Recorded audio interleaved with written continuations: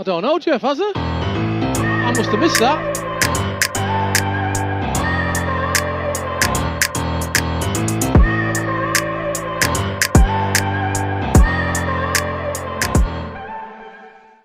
In goal, in the last squad, we actually had Pickford, Pope, and Dean Henderson. Yeah. I want to start off with who you think is sort of the one shoo-in. For me, there's one sole shoo-in. For me, there's one. For me, there's one as well, and it's got to be Nick Pope. Uh-huh.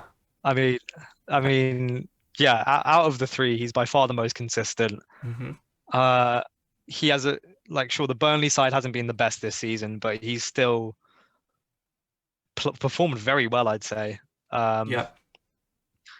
And he's I don't know, he's much more consistent than Pickford could be, and he's getting more game time than Dean Henderson. Yeah. So for me, he's England's number one, and he should be England's number one come summer. Well, using what we spoke about earlier, so Pickford Pope has actually had 7 clean sheets in the 22 games so far in the league. That's bloody good. And he averages 4 saves a game, which in comparison, so you take, Pickford has only had 3 clean sheets in 19 games, and he's making a lot of errors. It's like, clear to see, and I'd struggle to comprehend why Southgate would still keep him as number one after the season he's had. I think Pope has to be number one.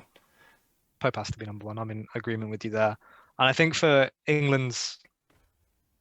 England are pretty liable defensively anyway, so I feel like we're going to be facing a fair number of shots against the bigger teams, that is. So to have someone in that's used to that kind of environment as well and that play style, I think Pope is a shoo-in for me. Yeah, and for that number one spot. Well, the other two we mentioned, Pickford and Henderson, but I've got a few more names that could be in the squad. So we have Jack Butland, who is now at Palace. He's at Palace? Yeah, God. I completely forgot that, sorry. Yeah, Tom Heaton. Okay. Alex McCarthy from Southampton. And Aaron Ramsdale for Sheffield United. Yeah. I'm pretty high on McCarthy, to be honest with you. I think he's a solid keeper. Yep, so McCarthy has also had 7 clean sheets in 22 games. And he averages 3.3 saves per game. So, I mean, again, still very good. Very good numbers. Yeah. And based off of form, I'd say he's in the top 3 for me. Yeah, I'd say if he maintains that consistency throughout the rest of the season, he could definitely get a spot there. Yeah. And I quite like to see him there. I think he's a solid keeper. Yeah. I think he's a solid keeper. So I think naturally the third spot is going to be filled by Pickford. Yeah, I can see it happening. Yeah. I mean, I feel bad for Dean Henderson because he was doing so well at Sheffield United, and if he didn't come back to United, Man U that is, he would have had 35 plus games under his belt come the end of the season.